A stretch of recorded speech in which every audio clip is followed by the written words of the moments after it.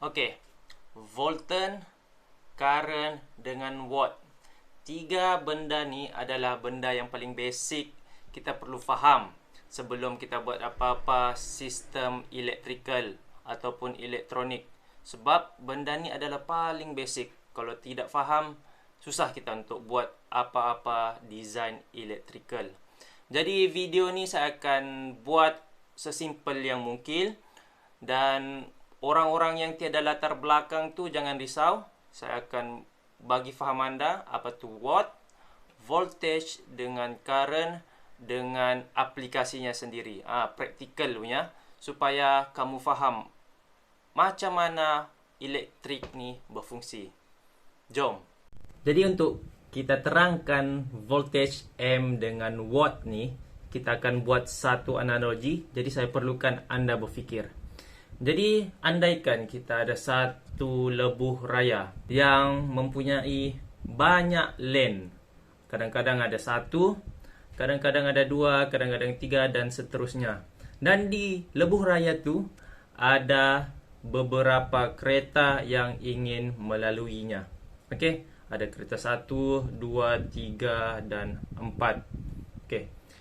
Volt ni kita andaikan sebagai force atau tekanan yang membawa kereta tu ke hadapan. Kelajuan lah yang menolak kereta tu ke hadapan untuk bergerak dari satu tempat ke satu tempat. Okey, tu volt. Ampere ni kita andaikan sebagai jumlah kereta yang ingin melalui satu lebuh raya tu. Okey, contoh macam lane, setiap lane tu ada kereta yang ingin lalui lah. Dan lebuh raya tu kita andaikan sebagai wire, size wire. Semakin kecil tu lane, satu lane, kecil lah wire. 3 lane, besar lah wire, dan seterusnya. Okey. Jadi, bila bulan perayaan kan, bilangan kereta sangatlah banyak dibandingkan dengan number of lane. Lane untuk lebuh raya tu sangat sedikit. Jadi bila berlaku banyak kereta mahu lalu dalam 1-2 lane dalam masa yang serentak, berlakulah jam. Begitulah bila kita andaikan dengan current. Bila current kita terlampau besar dan kita punya wire yang kita sediakan tu cenonet kecil begini, jadi wire tu mahu gerak melalui lane ni, wire ni sangat susah dan menyebabkan wire tu cepat panas. Bila dia cepat panas, dia akan mengeluarkan haba di wire ni. Bila dia keluarkan haba di wire ni, akan berlakunya kerosakan pada wire tu. Akan menyebabkan kebakaran lah, kebakaran dan terbakarlah wire ni. Begitulah analogi dia. Okey, volt ni special sikit. Volt ni akan menentukan device apa yang kita boleh gunakan dan device apa yang kita tidak boleh gunakan. Sebagai contoh, okey. Sekarang saya ada LED strips. Saya beli dekat Shopee. Jadi biasanya LED strips begini ada 12 volt. Dia perlukan 12 volt untuk hidup. Jadi bila kita ada supply voltage daripada power bank tu 5 volt. Jadi bila kita gunakan 5 volt untuk hidupkan ni LED strips ni, dia tidak akan hidup. Kenapa? Sebab voltage dia berbeza. Yang ini memerlukan 12 dan input kita adalah 5 volt sahaja. Jadi tidak boleh. Melainkan kita punya input 12 volt dan ini 12 volt. Jadi bolehlah dua-dua hidup. Kalau ini 5 volt pula, input kita 12 volt, confirm juga tidak boleh hidup. Sebab dia berbeza voltage. Jadi kalau current dia lain sikit.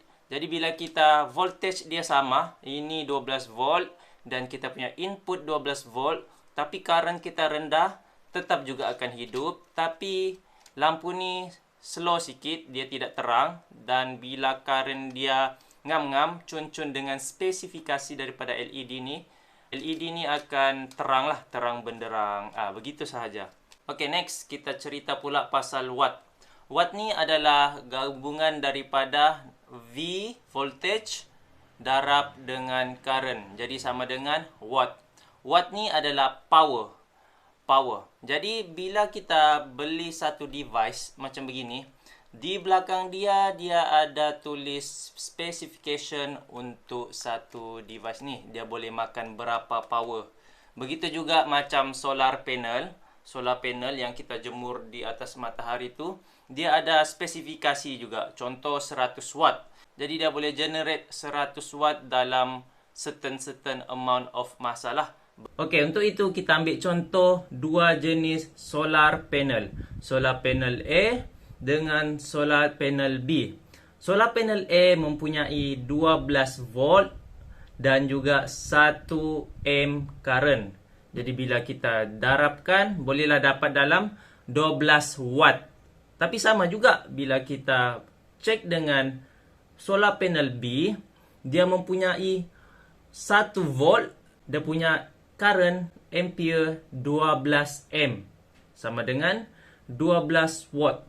Jadi A dengan B boleh generate sama power di antara satu sama lain. Jadi solar panel A dan solar panel B boleh generate power yang sama pada satu masa. Tapi dia ada kelebihan yang tersendiri di antara dua ni.